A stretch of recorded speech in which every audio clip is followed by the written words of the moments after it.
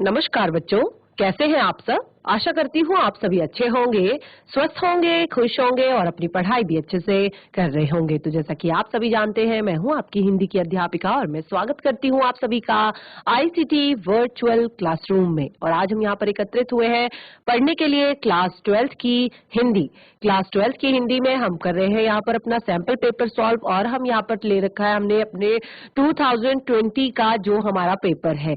तो 2020 का हमारा जो एग्जाम का जो पेपर है उसको हम सॉल्व कर रहे हैं और उसमें हमने अभी तक यहाँ पर शुरुआत से लेकर यानी कि पहले प्रश्न से लेकर प्रश्न 7 तक जितने भी हमारे प्रश्न हैं वो हमने कर लिए हैं। और आपने देखा कि काफी चीजें जो है लास्ट जो 2 सैंपल पेपर हमने सॉल्व किए थे उनसे काफी एक तरह से रिपीट हुई है, यानी कि बार बार एक ही जो प्रश्न है वो बार बार रिपीट हो रहा है।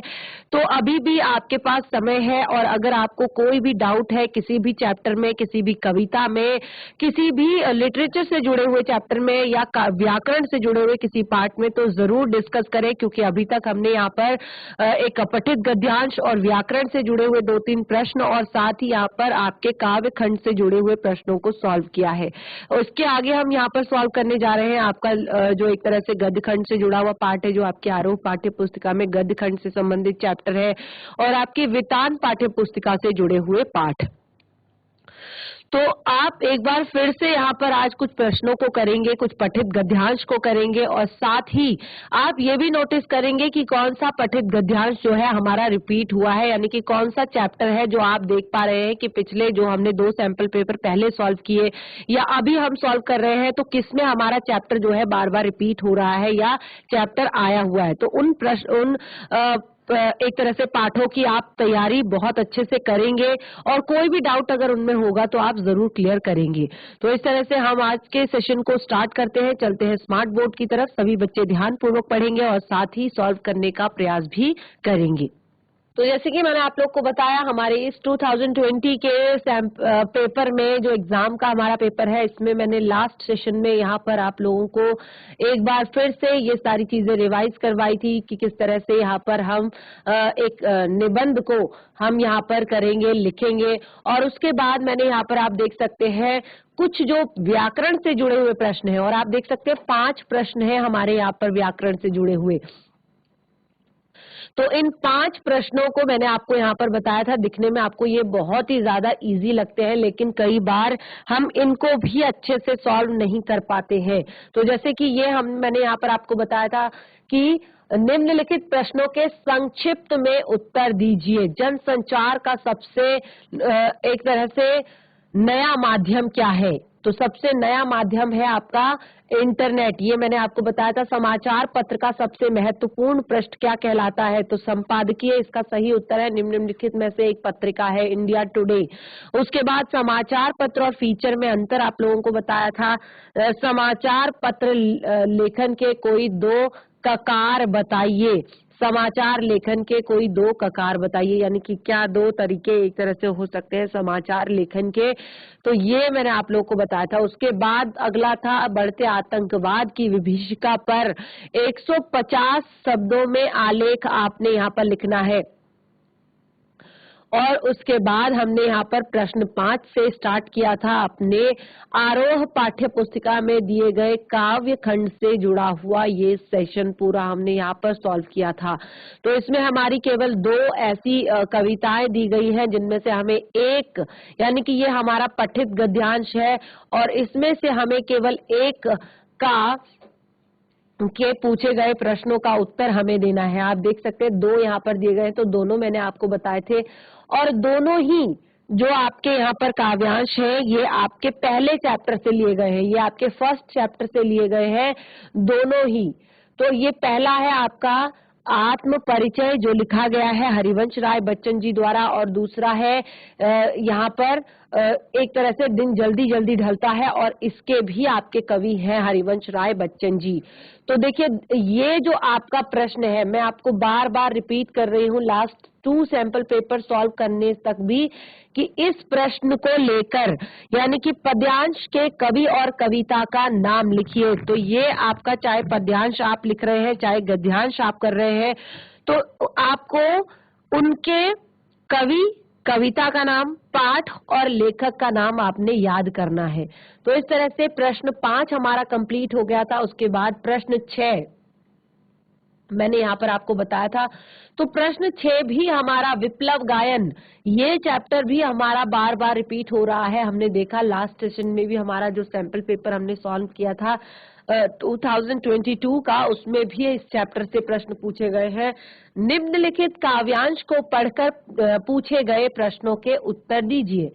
तिरती है समीर सागर पर अस्थिर सुख पर दुख की छाया, जग के दग्ध हृदय पर निर्दय विप्लव की प्लावित माया।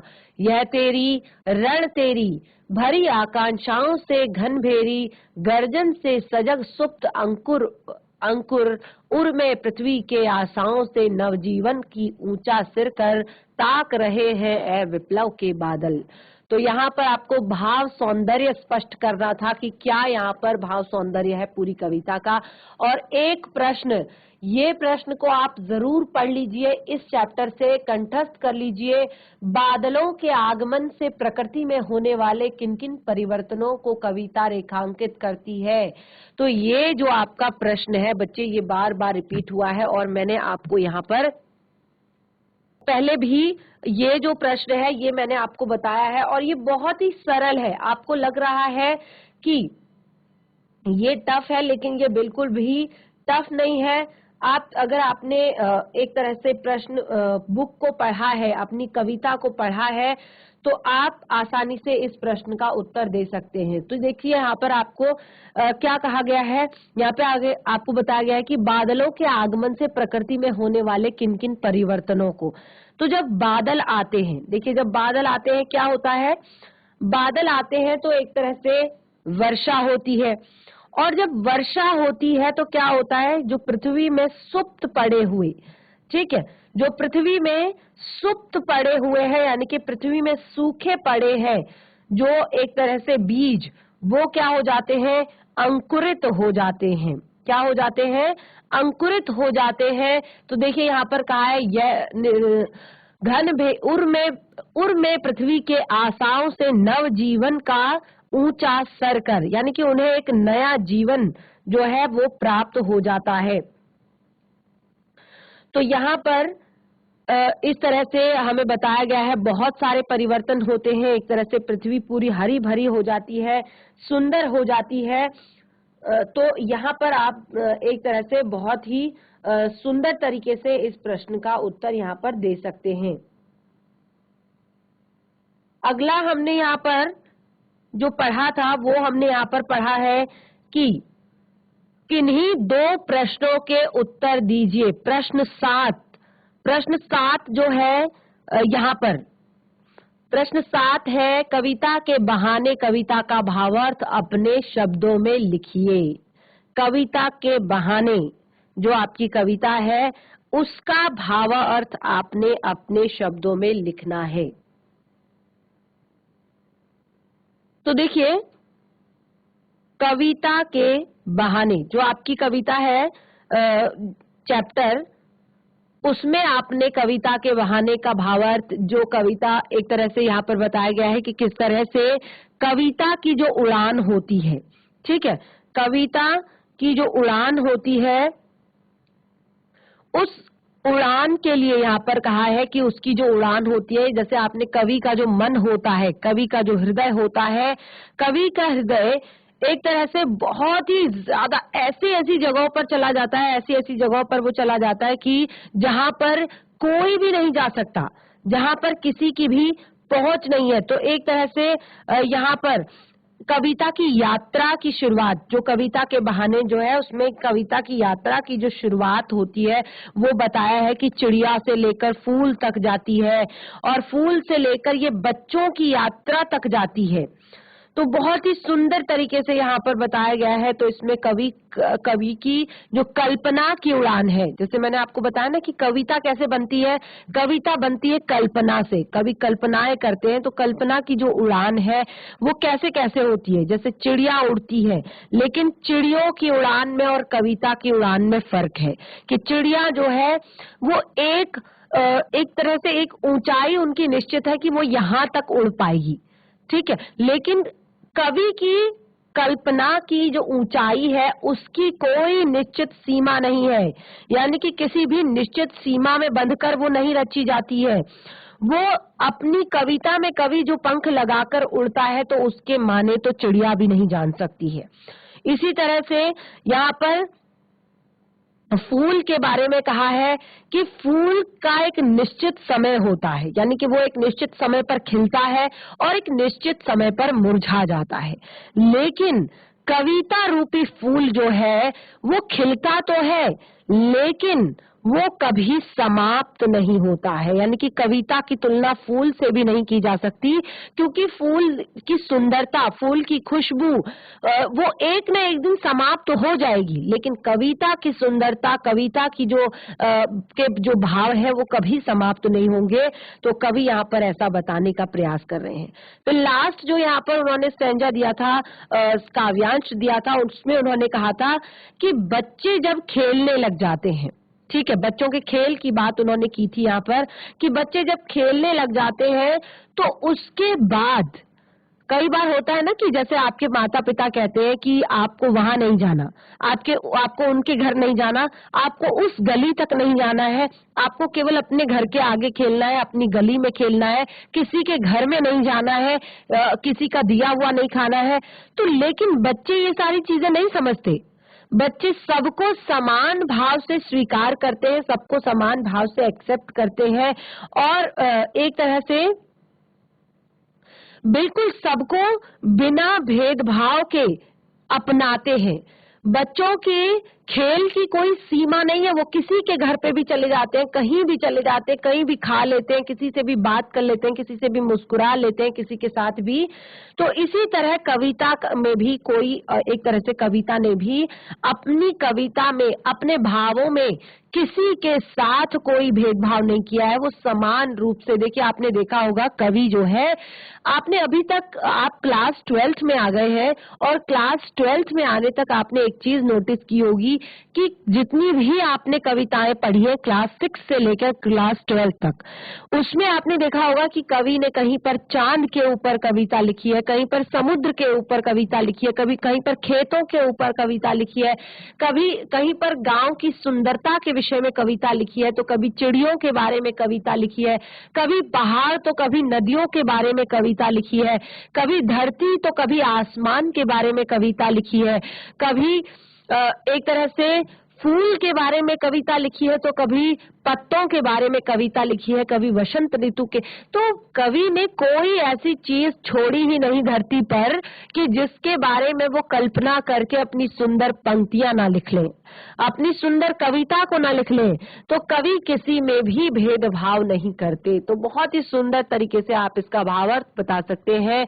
और देखिए सेम प्रश्न ऊपर देख सकते हैं आप, यहाँ पर जो आपको प्रश्न ख यहाँ पर दिया है, तो उसी का सेम प्रश्न, बादल राग कविता के आधार पर बादलों के आगमन से पृथ्वी पर क्या क्या परिवर्तन होते हैं, ठीक है। तो ये आपने बताना है। तो ये आप बहुत ही आसानी से बता सकते हैं अगर आपने बादल राग जो आपकी कविता है अगर वो आपने पढ़ी है तो, ठीक है। तो बादल राग कविता के आधार पर वही जो आप बता सकते हैं कि किस किस तरह के परिवर्तन होते हैं पृथ्वी में आकर बादलों के। अगला है प्रश्न ग, छोटा मेरा खेत चौकोना को कागज का पन्ना कहने का आशय पठित कविता के आधार पर स्पष्ट कीजिए। और ये प्रश्न आपने लास्ट सेशन में भी आपने, जो हमने सैंपल पेपर सॉल्व किया था 2023 का, तो उसमें भी आपने ये देखा होगा कि ये वाला प्रश्न जो आपका है वो रिपीट हुआ है। छोटा मेरा खेत चौकोना को कागज का पन्ना कहने का आशय पठित कविता के आधार पर स्पष्ट कीजिए। तो जिस प्रकार से यहाँ पर छोटा मेरा खेत चौकोना, कवि यहाँ पर कहते हैं कि जिस प्रकार से वो खेत में बीज बोते हैं, ठीक है, खेत में बीज बोते हैं तो बहुत ही अच्छी सी फसल होती है, उस पर मेहनत करते हैं, उसकी गुड़ाई करते हैं, उसको एक तरह से पानी देते हैं, सिंचाई उसकी करते हैं, तो फसल जो है बहुत अच्छी होती है। बिल्कुल उसी तरह से वो अपने कागज के पन्ने पर जब कल्पनाओं के बीज बोते हैं, उनको अलग अलग छंदों से, काव्यों से, अलंकारों से जब उसका सृजन करते हैं, उसको सजाते हैं, तो एक सुंदर कविता का निर्माण होता है, एक सुंदर कविता जो है बनती है। तो इस तरह से यहाँ पर आप बहुत ही सुंदर तरीके से और भी इस प्रश्न का उत्तर दे सकते हैं। तो इस तरह से हमने यहाँ पर प्रश्न 7 तक लगभग लास्ट सेशन में भी कर लिया था। और देखिए रिवाइज मैंने इसीलिए कराया क्योंकि अब आपकी परीक्षाएं नजदीक हैं और चैप्टर जो है इनमें आपने अभी तक जितनी भी कविताएं हैं, क्योंकि बच्चों के लिए काव्य खंड थोड़ा सा टफ हो सकता है क्योंकि भावार्थ स्पष्ट करना होता है और प्रश्नों के उत्तर देने होते हैं, तो इसीलिए ये मैंने आपको रिवाइज करवाया। आगे बढ़ते हैं। अब है हमारा गद्य खंड से संबंधित प्रश्न, प्रश्न 8 है और ये आपके पठित आपके गद्यांश यहाँ पर 2 दिए गए हैं। ठीक है, हमेशा की तरह आपको यहाँ पर 2 पठित गद्यांश दिए गए हैं, जिनमें से केवल एक को आपने पढ़कर प्रश्नों के उत्तर देने हैं। और आप देख सकते हैं केवल यहाँ पर आपको 3 प्रश्न दिए हैं और 3 प्रश्न जो है वो 2-2 नंबर के हैं। तो इस तरह से ये पठित गद्यांश आपका 6 नंबर का होता है, तो आप इसको ध्यान से पढ़िएगा। तो चलिए एक बार स्टार्ट कर लेते हैं। सेवक धर्म में हनुमान जी से स्पर्धा करने वाली भक्तन किसी अंजना की पुत्री न होकर एक अनाम धान्य गोपालिका की कन्या है। नाम है लक्ष्मण अर्थात लक्ष्मी। पर जैसे मेरे नाम की विशालता मेरे लिए दुर्वह है, वैसे ही लक्ष्मी की समृद्धि भक्तन के कपाल की कुंचित रेखाओं में नहीं बन सकी। वैसे तो जीवन में प्रायः सभी को अपने अपने नाम का विरोधाभास लेकर जीना पड़ता है, पर भक्तन बहुत समझदार है, क्योंकि वह अपना समृद्धि सूचक नाम किसी को नहीं बताती। केवल जब वह नौकरी की खोज में आई थी, तो तब ईमानदारी का परिचय देने के लिए उसने शेष इतिवृत्त के साथ यह भी बता दिया था, इस प्रार्थना पर कि मैं उसके नाम का उपयोग कभी ना करूं। उपनाम रखने की प्रतिभा होती तो मैं सबसे पहले उसका प्रयोग अपने ऊपर करती। इस तथ्य को वह देहातन क्या जाने। इसी से मैंने कंठी माला देखकर उसका नया नामकरण किया भक्तन। जैसे कवित्वहीन नाम को पाकर वह गदगद हो गई। तो देखिए बहुत ही सुंदर सा ये गद्यांश है और मुझे लगता है जिन बच्चों ने एक बार भी इस चैप्टर को पढ़ा होगा वो बहुत आसानी से इन प्रश्नों का उत्तर दे देते हैं। देखिए क्या होता है कि जब हम क्लास 12th में होते हैं हमारे पास, हमें लगता है कि हिंदी जो है वो हमारी मातृभाषा है और हम आसानी से उसमें मार्क्स जो है स्कोर कर सकते हैं, अच्छे मार्क्स लेकर आ सकते हैं। और इस वजह से हम बाकी सब्जेक्ट्स को टाइम देने के चक्कर में, बाकी सब्जेक्ट्स को टाइम देने के कारण हम हिंदी को भूल जाते हैं, यानी कि हम हिंदी को बहुत ज्यादा नहीं पढ़ पाते हैं। और अक्सर क्या होता है बच्चे केवल चैप्टर रीडिंग करते हैं और लास्ट में आप उसका एग्जाम देने चले जाते हैं और यही होता है कि आपके मार्क्स कम आते हैं। तो देखिए आपने अगर चैप्टर को समझा है, एक बार पढ़कर अगर आपने समझा है, तो कई बार आपके लिए यह भी बहुत इजी होता है। तो जैसे मैंने यहाँ पर आपको बताया कि ये जो आपका गद्यांश है ये हमने पढ़ा हुआ है पूरा चैप्टर, इसका नाम है भक्तन और इसकी लेखिका है। देखिए ये आप जरूर मैंने आपको बताया कि ये आप जरूर ध्यान रखें लेखक और पाठ का नाम। तो इसकी लेखिका है महादेवी वर्मा जी और चैप्टर का नाम है भक्तन। तो यहाँ पर कहा गया सेवक धर्म में हनुमान जी से स्पर्धा करने वाली भक्तन किसी अंजना की पुत्री न होकर अनाम धान्य गोपालिका की कन्या है। तो जो एक तरह से सेवक धर्म यानी कि एक सेविका के रूप में वो महादेवी वर्मा के घर में रहती हैं और महादेवी वर्मा जी कहती हैं कि सेवक धर्म में हनुमान जी से स्पर्धा करने वाली, यानी कि वो चाहती है जिस तरह हनुमान जी ने केवल एक चीज में, जब उन्होंने सीता माता को सिंदूर लगाते हुए देखा था तो उन्होंने पूछा कि माता आप यह क्या कर रही हैं। तो सीता माता ने कहा मैं ये भगवान राम की लंबी आयु के लिए अपनी मांग में सिंदूर भर रही हूँ। तो उन्होंने कहा कि जब केवल माता की मांग में सिंदूर भरने से रामचंद्र जी की आयु लंबी हो जाती है, तो मैं अपने पूरे शरीर पर सिंदूर मल लूंगा, मैं अपने पूरे शरीर पर सिंदूर मल लूंगा। तो यानी कि वो हनुमान जी जो है रामचंद्र जी के लिए कुछ भी करने को तैयार थे, किसी भी हद तक जाने के लिए। उन्होंने देखिए जब लक्ष्मण को मूर्छा लगी थी तो वो पूरा पर्वत ही उठाकर ले आए थे जड़ी बूटियों के लिए। और विभीषण को अपने कंधे पर बिठाकर ले आए थे और उन्होंने इतना बड़ा समुद्र भी पार किया था लंका रोहण के वक्त। तो इस समय पर हनुमान जी से स्पर्धा करने वाली, यानी कि उसका कंपटीशन सीधे हनुमान जी से है सेविका धर्म में, लेकिन वो किसी अंजना की पुत्री नहीं है। वो अनाम धान्य गोपालिका की कन्या है और उसका नाम है लक्ष्मण अर्थात लक्ष्मी। क्योंकि जो गांव की भाषा होती है, जैसे मैंने आपको पहले भी बताया है कई बार कि हमारी भाषा जगह जगह पर चेंज होती है, ठीक है, और वहां के हिसाब से हमारी भाषा बोलने में, शब्दों के उच्चारण में चेंज आ जाता है। हम शब्दों का उच्चारण जो है हमारा अलग अलग तरह का हो जाता है। तो वैसे ही नाम है लक्ष्मण, तो ग्रामीण भाषा में लक्ष्मण उसको कहते हैं और वैसे उसका नाम है लक्ष्मी। तो वो कहती है कि जैसे मेरे लिए मेरे नाम की विशालता दुर्वह है, यानी कि उनका नाम है महादेवी। लेखिका कहती है मेरे लिए मेरे नाम की विशालता दुर्वह है, यानी कि मैं कोई महादेवी नहीं हूँ। मेरे नाम जैसे कि महादेवी है तो मैं कोई महादेवी नहीं हूँ, महान देवी नहीं हूँ। वैसे ही लक्ष्मी की समृद्धि भक्तन के कपाल की कुंचित रेखाओं में नहीं बन सकी। जैसे कि उसका नाम लक्ष्मी है, लेकिन लक्ष्मी की समृद्धि कभी भी उसकी जो कपाल की कुंचित रेखाएं हैं उनमें बंधी नहीं रही। भले ही उसने गांव में बहुत मेहनत की, बहुत परिश्रम किया, सब कुछ उसके पास था, अन्न धन की कोई कमी नहीं थी, दूध दही घी की कोई कमी नहीं थी, सब कुछ एक गृहस्थी चलाने के लिए जो सब कुछ होता है वो सब कुछ उसके पास था, लेकिन वो ज्यादा दिन तक टिका नहीं रहा। तो यहाँ पर लेखिका कहती है वैसे तो प्रायः सभी को अपने नाम का विरोधाभास लेकर जीना पड़ता है, यानी कि अक्सर ज्यादातर ऐसा होता है कि लोग अपने नाम से खुश नहीं होते। नाम का विरोधाभास, यानी कि जैसे उन्होंने कहा मेरा नाम महादेवी है, तो मैं कोई ऐसी महान देवी नहीं हूं कि जो मेरा नाम महादेवी रखा गया। लक्ष्मी जो नाम है, लक्ष्मी बोल देने से लक्ष्मी नहीं हो जाती। एक तरह से नाम सिद्ध नहीं करता कि आप उस तरह के हैं। तो उन्होंने कहा कि कई लोगों को अपने नाम पर विरोधाभास लेकर जीना पड़ता है, यानी कि उनको अपना नाम बताने में, क्योंकि स्थिति वैसी नहीं होती, लेकिन नाम बिल्कुल बहुत कहते हैं ना कि आंख का अंधा और नाम नयन सुख।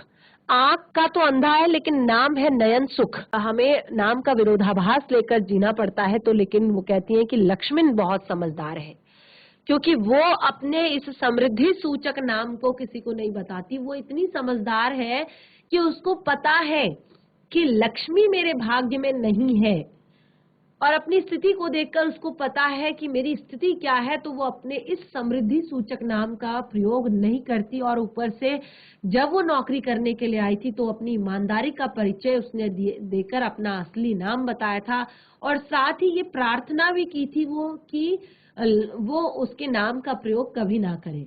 और वो कहती है अगर उसके पास उपनाम रखने की, उपनाम यानी कि कहते हैं ना निक नेम, जैसे घर में आपको स्कूल में किसी और नाम से बुलाया जाता है और घर में आपका कोई और नाम होता है, आपकी मम्मी आपको कुछ अलग नाम से बोलती है प्यार से, आपके मित्र कुछ अलग नाम से बोलते हैं, तो वो कहती है कि ऐसा कोई उपनाम या निक नेम रखने की मेरे अंदर प्रतिभा होती तो सबसे पहले मैं इसका उपयोग अपने ऊपर करती, क्योंकि मैं भी महादेवी महादेवी महादेवी सुनकर बहुत ज्यादा एक तरह से बोर हो जाती हूँ। तो इस तथ्य को वो देहातन क्या जाने, पर वो कहती हैं कि मैंने उसके गले में कंठी की माला देखकर उसका नया नामकरण किया, भक्तन। तो लेखिका कहती है जैसे कवित्वहीन नाम को पाकर वह गदगद हो गई, कि एक तरह से बहुत ही अच्छा नाम उसको मिला और वो इसको सुनकर बहुत ही खुश हो गई। कि यहाँ पर 3 प्रश्न है, तीनों के आपने उत्तर देने हैं। भक्तन को सेवक धर्म में हनुमान जी की स्पर्धा करने वाली कहने में लेखिका का क्या निहितार्थ है? निहितार्थ क्या है? यानी कि भक्तन को सेविका धर्म में हनुमान जी से स्पर्धा करने वाली कहकर कहने में लेखिका का निहितार्थ यह है कि एक तरह से जैसे मैंने आपको अभी यहाँ पर बताया वो सारी बातें आप यहाँ पर लिख सकते हैं कि भक्तन का जो नाम था, भक्तन का जो नाम लेखिका ने यहाँ पर रखा हुआ था, उसी हिसाब से मतलब एक तरह से सेविका धर्म वो अपना इस तरह से निभाती थी। जैसे अगर आपने देखा होगा बहुत सारे एग्जाम्पल यहाँ पर लेखिका ने दिए थे कि कहीं पर भी पैसे पड़े होते थे तो वो उन पैसों को संभाल देती थी, और घर का सारा काम एक तरह से अब उन्होंने अपने तरह से, यानी कि उन्होंने लेखिका की मर्जी कम चलने दी, अपनी मर्जियां ज्यादा चलाई। यानी कि वो जिस तरह का भी चीजें बनाती थी, जिस तरह की भी चीजें करती थी, वो सब लेखिका को सहन करना पड़ता था। और एक तरह से वो कभी भी लेखिका को परेशान नहीं देखना चाहती थी, दुखी नहीं देखना चाहती थी, किसी चीज के लिए कमी उनके पास नहीं होने देना चाहती थी। तो बहुत सारी चीजें यहाँ पर है जिससे लेखिका महादेवी वर्मा जी को हनुमान जी से स्पर्धा करने वाली कह सकती हैं। अगला है, भक्तन नए नामकरण से गदगद क्यों हो उठी।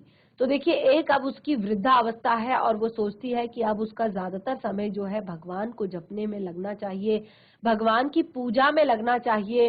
और लेकिन क्योंकि एक तरह से अब उसको उसके हाथ में जो हमेशा माला रहती थी, कंठी की माला जो हमेशा रहती थी उसके गले में, उसको देखकर और उसका डेली रूटीन देखकर जो लेखिका है वो समझ गई कि इनका नाम भक्तन से अच्छा कुछ नहीं हो सकता। तो उन्होंने जब ये नाम लेखिका भक्तन को दिया, महादेवी वर्मा जी ने लक्ष्मी को दिया, तो वो बहुत ज्यादा खुश हो गई। यानी कि अब उसको उसके एक तरह से व्यक्तित्व के अकॉर्डिंग, उसके अभी जैसी उसकी दशा है उसके अकॉर्डिंग, यानी कि उसकी पर्सनैलिटी, उसकी दशा, उसके व्यक्तित्व के हिसाब से उसको एक तरह से नाम भी मिल गया। अगला है, लेखिका के कथन अनुसार नामों के विरोधाभास को स्पष्ट कीजिए। तो लेखिका के कथनानुसार, तो जैसे मैंने आपको बताया, यहाँ पर लेखिका ने बताया है कि उनको भी अपने जीवन में नामों का विरोधाभास सहना पड़ा है। तो ऐसे कई लोग हैं, जैसे मैंने आपको एक एग्जाम्पल दिया, बहुत ही सुंदर एग्जाम्पल, आंख का अंधा और नाम नयन सुख। आंख का व्यक्ति अंधा है लेकिन उसका नाम है नयन सुख।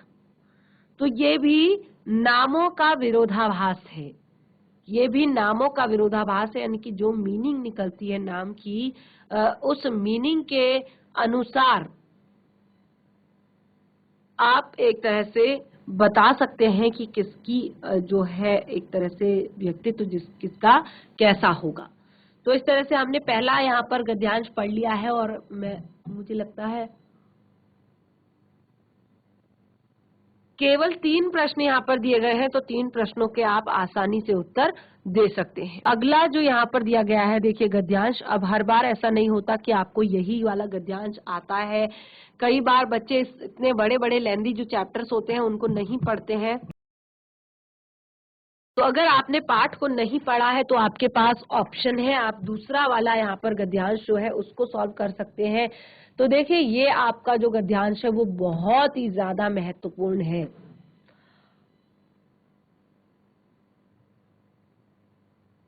बहुत अच्छे से मैंने इस चैप्टर को आप लोगों को पढ़ाया है। पाठ है बाजार दर्शन, पाठ का नाम है बाजार दर्शन और पाठ के लेखक हैं जैनेन्द्र कुमार। बाजार आमंत्रित करता है, बाजार आमंत्रित करता है, आओ मुझे लूटो और लूटो, सब भूल जाओ, मुझे देखो, मेरा रूप किसके लिए है, मैं तुम्हारे लिए हूँ।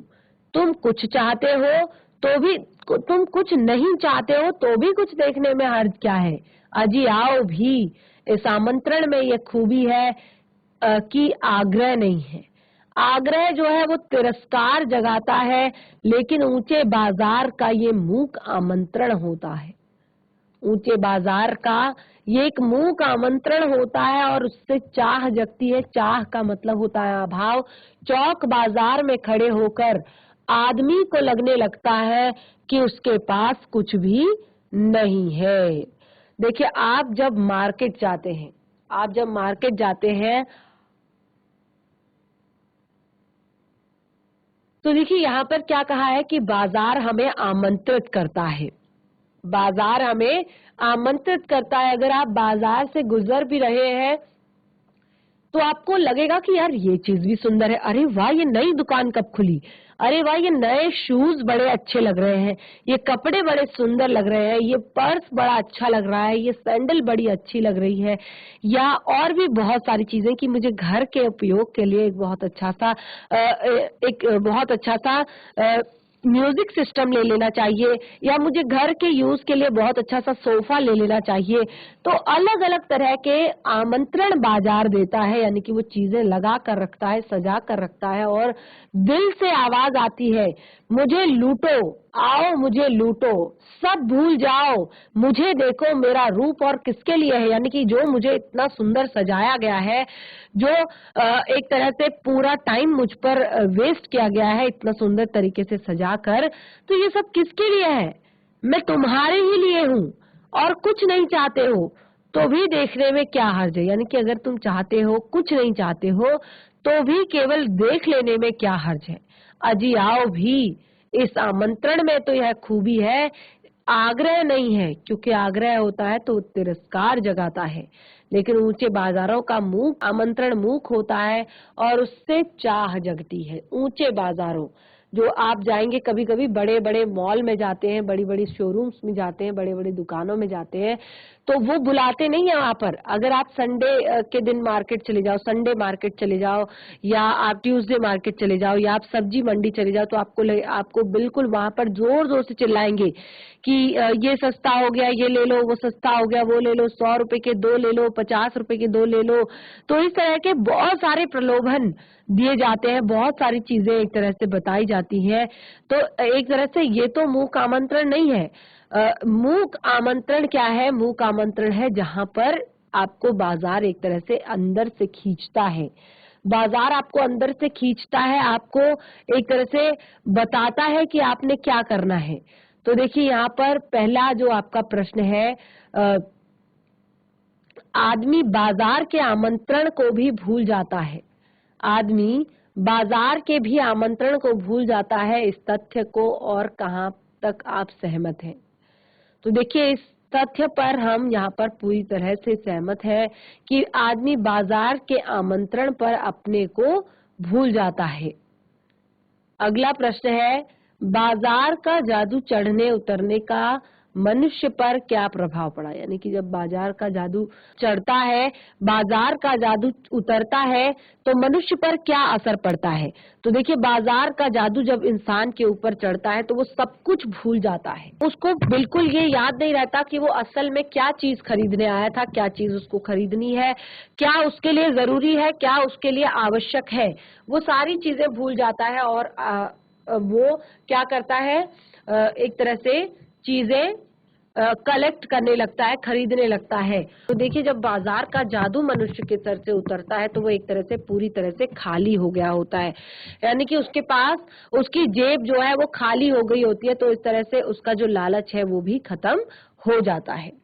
और देखिए अगला यहाँ पर प्रश्न है, और चाहिए के पक्ष विपक्ष में विचार व्यक्त कीजिए। ये चैप्टर बहुत महत्वपूर्ण है, तो ये वाला प्रश्न आपके लिए होमवर्क है, इसको एक बार पाठ को पढ़िए और फिर उसके बाद इन प्रश्नों के उत्तर दीजिए।